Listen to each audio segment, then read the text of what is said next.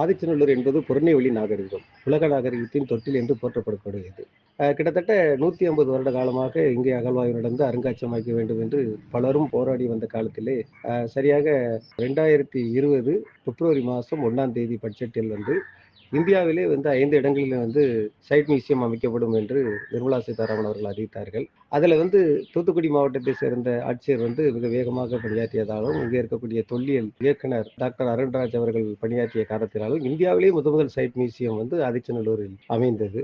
அதே போல் கடந்த 2023 ஆகஸ்ட் மாதம் 5ஆம் நாள் உலகத்தரம் வாய்ந்த அருங்காட்சியகம் அமைப்பதற்கும் இந்த சைட் மியூசியத்தை திறந்து வைத்தும் அடிக்கலை நாட்டினார்கள் நம்மளுடைய மத்திய நிதியமைச்சர் நிர்மலா சீதாராமன் அவர்கள். இந்த நிலையிலே இப்பொழுது நடந்த பட்ஜெட் கூட்டத்தொடரில் ஆதிச்சநல்லூரில் வந்து கலாச்சார மையம் அமைப்பதற்கும் சுற்றுலா மேம்பாடுபடுத்துவதற்கும் நிதி ஒதுக்கீடு செய்யப்பட்டுள்ளதாக மத்திய நிதியமைச்சர் அவர்கள் அறிவித்துள்ளார்கள். மிக்க மகிழ்ச்சியாக இருக்கிறது. ஏனென்றால் அகழ்வாய்வு நடந்து அந்த இடத்தில் வந்து ஒரு சைட் மியூசியம் அமைவது அப்படின்பது இந்தியாவிலேயே முதலில் அமைந்த இடம் அப்படிங்கிறது ஆதிச்சநல்லூருக்கு மிகவும் பெருமை.